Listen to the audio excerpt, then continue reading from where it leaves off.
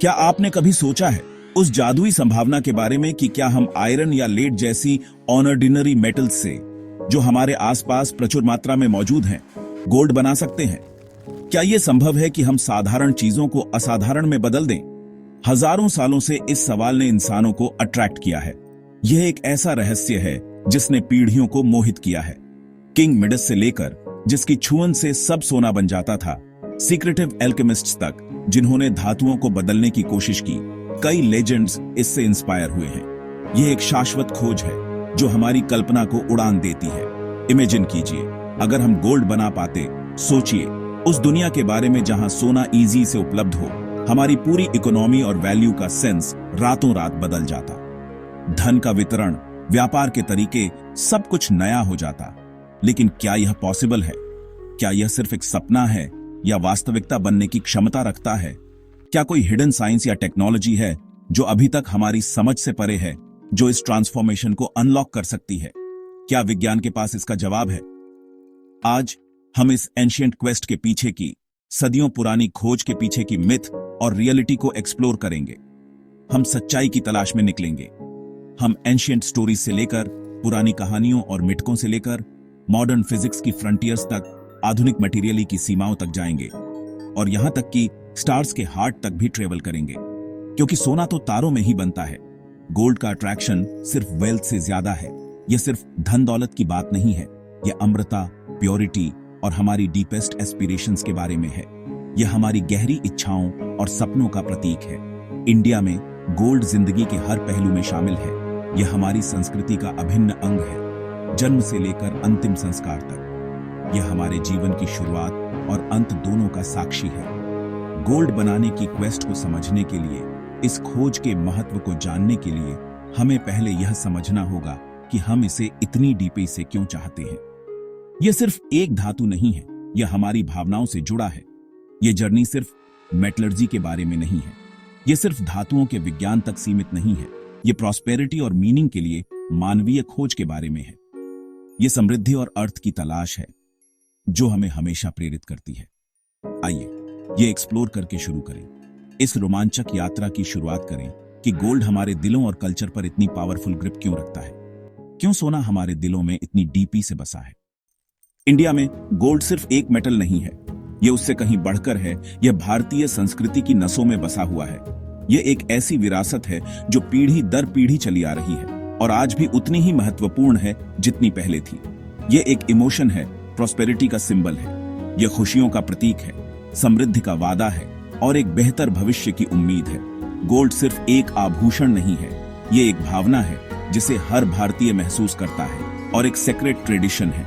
यह परंपरा सदियों से चली आ रही है और आज भी हर भारतीय परिवार इसे निभाता है। यह एक ऐसा बंधन है जो हमें हमारे अतीत से जोड़ता है और हमारे भविष्य को सुरक्षित करता है। एक इंडियन वेडिंग के बारे में सोचिए। यह रंगों का त्योहार है, संगीत की धुन है और रिश्तों का बंधन है। और इन सब में गोल्ड एक महत्वपूर्ण भूमिका निभाता है। दुल्हन की गोल्ड ज्वेलरी सिर्फ डेकोरेशन नहीं है, यह उसके जीवन का एक महत्वपूर्ण हिस्सा है, उसकी पहचान है और उसके परिवार का आशीर्वाद है। बल्कि एक आशीर्वाद, एक स्टेटस सिंबल और फाइनेंशियल सिक्योरिटी है। यह उसे आने वाली जिंदगी के लिए तैयार करता है, उसे आत्मविश्वास देता है और उसे यह याद दिलाता है कि वह कभी अकेली नहीं है। गोल्ड जनरेशंस को जोड़ता है। यह दादा दादी से पोते पोतियों तक, माता पिता से बच्चों तक प्यार और आशीर्वाद का प्रतीक है। हमें हमारे पूर्वजों और हमारे फेथ से जोड़ता है। यह हमें हमारी जड़ों से जोड़े रखता है और हमें यह याद दिलाता है कि हम कौन हैं और हम कहां से आए हैं। मंदिर भक्तों द्वारा डोनेट किए गए गोल्ड से चमकते हैं। यह श्रद्धा का प्रतीक है, त्याग का उदाहरण है और भगवान के प्रति प्रेम का इजहार है। और लक्ष्मी जैसे देवताओं की मूर्तियां दिव्य आशीर्वाद के सिंबल के रूप में गोल्ड कॉइन्स बरसाती है। यह समृद्धि का प्रतीक है, खुशहाली का वादा है और एक बेहतर भविष्य की उम्मीद है। फैमिलीज के लिए गोल्ड अल्टीमेट सेविंग्स है। यह एक सुरक्षित निवेश है, एक भरोसेमंद साथी है और एक मुश्किल समय में मदद करने वाला दोस्त है। करेंसी या स्टॉक से ज्यादा ट्रस्ट है, खासकर रूरल एरियाज में, क्योंकि गोल्ड हमेशा गोल्ड ही रहता है। इसकी वैल्यू कभी कम नहीं होती। ये एक ऐसा वादा है जो कभी नहीं टूटता। ये एक टेंजिबल एसेट है, क्राइसिस के समय में एक सेफ्टी नेट है। ये आपको डिफिकल्टों से बचाता है, आपको सहारा देता है और आपको यह याद दिलाता है कि आप कभी अकेले नहीं हैं। यह गहरा ट्रस्ट गोल्ड बनाने के आइडिया को इनक्रेडिबली टेम्पटिंग बनाता है। यह एक ऐसा सपना है जो हर भारतीय देखता है, एक ऐसा लक्ष्य है जिसे हर कोई हासिल करना चाहता है। अगर हम गोल्ड बना पाते तो हम सपनों को पूरा कर पाते, हम गरीबी को दूर कर पाते, खुशहाली ला पाते और एक बेहतर दुनिया बना पाते, फैमिलीज को सिक्योर कर पाते और टेम्पलों को रोशन कर पाते। हम हर घर में खुशियां ला पाते, हर चेहरे पर मुस्कान ला पाते और हर दिल में उम्मीद जगा पाते। एल्केमी के मिथ इसलिए परसिस्ट क्योंकि यह सिर्फ एक कहानी नहीं है, यह एक सपना है, एक उम्मीद है और एक बेहतर भविष्य की तलाश है। क्योंकि वे सिर्फ वेल्थ के लिए नहीं बल्कि सिक्योरिटी और ट्रेडिशन के लिए एक कल्चरल लॉन्गिंग की बात करते हैं। यह हमारी संस्कृति का हिस्सा है, हमारी विरासत का हिस्सा है और हमारी पहचान का हिस्सा है। गोल्ड के प्रति हमारा फैसिनेशन प्रोटेक्ट करने, सेलिब्रेट करने और कनेक्ट करने की हमारी नीड में निहित है। यह हमें एक दूसरे से जोड़ता है, हमें हमारी संस्कृति से जोड़ता है और हमें हमारे भविष्य से जोड़ता है। पारस पत्थर या फिलोसोफर स्टोन की लेजेंड बेस मेटल्स को एक टच से गोल्ड में बदलने का वादा करती थी। राजाओं और साधुओं ने इसे चाहा, यह मानते हुए कि यह वेल्थ और स्पिरिचुअल ट्रांसफॉर्मेशन दोनों दे सकता है। एल्केमी सिर्फ इंडिया तक ही लिमिटेड नहीं थी। चीनी और यूरोपीय एल्केमिस्ट्स ने भी गोल्ड का पीछा किया, अमृता या रॉयल फेवर की तलाश में।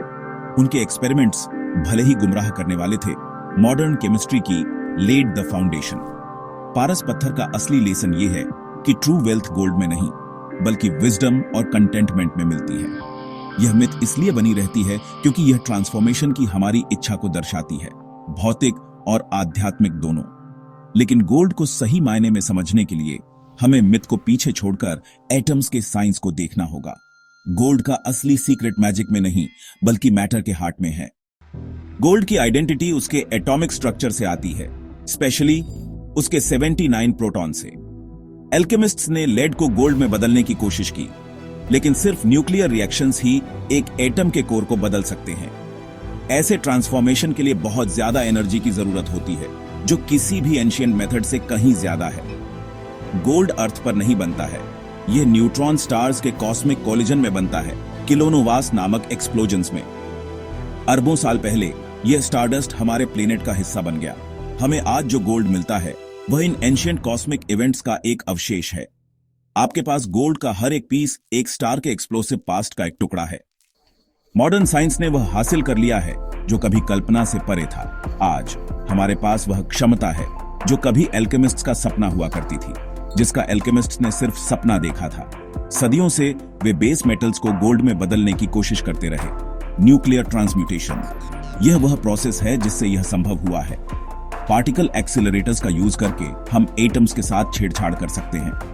साइंटिस्ट्स ने मरकरी, जो कि एक लिक्विड मेटल है, या प्लैटिनम को, जो कि एक बहुत ही कीमती धातु है, उनके एटॉमिक न्यूक्लियस को बदलकर, यानी उनके परमाणु नाभिक को बदलकर गोल्ड में बदल दिया है।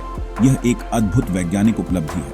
टेक्निकली हाँ, यह सच है, हम गोल्ड बना सकते हैं, हम गोल्ड को सिंथेसाइज कर सकते हैं, लेकिन यह प्रोसेस बहुत ज्यादा एक्सपेंसिव, यानी बहुत ज्यादा महंगा है, और इनएफिशिएंट है, यानी इसमें बहुत ज्यादा वेस्टेज है, जिसमें माइक्रोस्कोपिक यील्ड के लिए, यानी बहुत ही कम मात्रा में गोल्ड पाने के लिए बहुत ज्यादा एनर्जी की जरूरत होती है। यह एक एनर्जी इंटेंसिव प्रोसेस है। लैबोरेटरी मेड गोल्ड की कॉस्ट, यानी लैब में बनाए गए गोल्ड की कीमत, उसकी मार्केट वैल्यू से कहीं ज्यादा है। यह इकोनॉमिकली वायबल नहीं है। इससे भी बदतर एक और समस्या है। जो गोल्ड प्रोड्यूस होता है, यानी जो गोल्ड हम बनाते हैं, वह अक्सर रेडियो एक्टिव और अनसेफ होता है। यह हमारे लिए खतरनाक हो सकता है। तो जबकि यह सपना साइंटिफिकली पॉसिबल है, यानी विज्ञान के तौर पर यह संभव है, यह प्रैक्टिकल या इकोनॉमिकल नहीं है, यह हमारे लिए उपयोगी नहीं है। गोल्ड बनाना एक साइंटिफिक क्यूरियोसिटी बना हुआ है, यानी यह सिर्फ विज्ञान की जिज्ञासा है। वेल्थ के लिए कोई सॉल्यूशन नहीं है, यह अमीरी का रास्ता नहीं है। गोल्ड के बड़े पैमाने पर प्रोडक्शन का, यानी गोल्ड को बड़ी मात्रा में बनाने का एंशिएंट ड्रीम अभी भी पहुंच से बाहर है। यह अभी भी एक सपना ही है। नेचर गोल्ड को रेयर रखती है, यानी प्रकृति ने गोल्ड को दुर्लभ बनाया है। चाहे हमारी टेक्नोलॉजी कितनी भी एडवांस्ड क्यों ना हो, गोल्ड अभी भी एक कीमती और दुर्लभ धातु है। क्योंकि गोल्ड रेयर है, इसकी कई इमिटेटें हैं। सबसे फेमस पायराइट या फूल्स गोल्ड। पायराइट की पीली चमक ने कई प्रोस्पेक्टर्स को धोखा दिया, लेकिन यह भंगुर और असली गोल्ड से कहीं ज्यादा हार्ड होता है। कॉपर और ब्रास भी गोल्ड के कलर की नकल कर सकते हैं, लेकिन वे खराब हो जाते हैं या फील लाइट। असली गोल्ड डेंस, सॉफ्ट और कोरियोजन रेजिस्टेंट होता है। ज्वेलर्स गोल्ड की ऑथेंटिसिटी और प्योरिटी को वेरीफाई करने के लिए एसिड टेस्ट और एक्सरे स्पेक्ट्रोमीटर का यूज करते हैं। मार्केट गोल्ड प्लेटेड आइटम्स से भरा है, खूबसूरत, लेकिन सॉलिड गोल्ड जैसी वैल्यूएबल नहीं। इमिटेटिव चीजों को पहचानना जानना बायरों को निराशा और धोखाधड़ी से बचाता है। गोल्ड खरीदते समय हमेशा प्योरिटी और वेट चेक। इन डिफरेंसेस को समझना गोल्ड में इन्वेस्ट करने वाले किसी भी व्यक्ति के लिए जरूरी है। इमिटेटिव चीजों की दुनिया में नॉलेज आपकी सबसे अच्छी डिफेंस है। इंडिया का गोल्ड माइनिंग का इतिहास एंशिएंट है, जिसमें कर्नाटक के कोलार गोल्ड फील्ड्स कभी दुनिया की सबसे रिच माइंस में से एक थे। गोल्ड माइनिंग बहुत मुश्किल है। गहरे शाफ्ट, कुचले हुए अयस्क और केमिकल एक्सट्रैक्शन। ज्यादातर प्रमुख इंडियन माइंस अब बंद हो चुकी है। डिमांड की तुलना में डोमेस्टिक प्रोडक्शन बहुत कम है। इंडिया बड़ी मात्रा में गोल्ड इंपोर्ट करता है, जिससे हमारी इकोनॉमी और ट्रेड बैलेंस पर इंपैक्ट पड़ता है। लोकल स्तर पर गोल्ड बनाने का सपना अभी भी अट्रैक्टिव है, लेकिन नेचर इसे रेयर और मुश्किल से मिलने वाला रखती है। चाहे माइनिंग से हो या साइंस से, गोल्ड एक मुश्किल इनाम बना हुआ है। इसकी कमी ही इसे कीमती बनाती है। गोल्ड के लिए हमारे प्यार ने कई घोटालों को जन्म दिया है। इमिटेटिव बाबाओं से लेकर जो आपके गोल्ड को डबल करने का वादा करते हैं, ज्वेलर्स तक जो प्योरिटी को गलत तरीके से बताते हैं। गोल्ड की प्योरिटी को कैरेट में मापा जाता है, लेकिन सही चेक के बिना बायरों को इजी से धोखा दिया जा सकता है।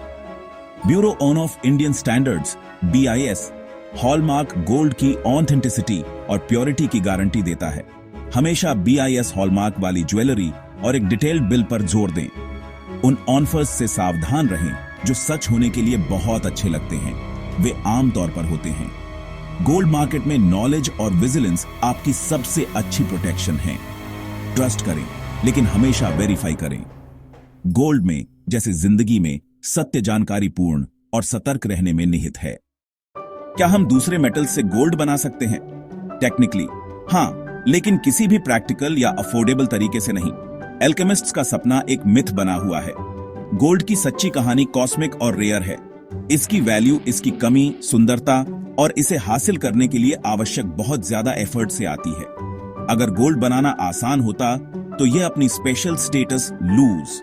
खरीदार के रूप में हमें ऑथेंटिसिटी और प्योरिटी पर ध्यान देना चाहिए, न कि मैजिकल प्रॉमिसेस पर। हॉलमार्क पर जोर दें, भरोसेमंद सेलर्स से खरीदें और स्टार्स से लेकर आपके हाथों तक गोल्ड की जर्नी की अप्रिशिएट। गोल्ड हमारे परमानेंस और वैल्यू की लॉन्गिंग का एक सिंबल है। इसे संजोएं, इसकी ओरिजिन का सम्मान करें और इसे नॉलेज के साथ हैंडल। अगर आपको ये जर्नी पसंद आई तो इसे शेयर करें और मिथ के पीछे की सच्चाई को रिवील करने वाली और स्टोरीज के लिए सब्सक्राइब।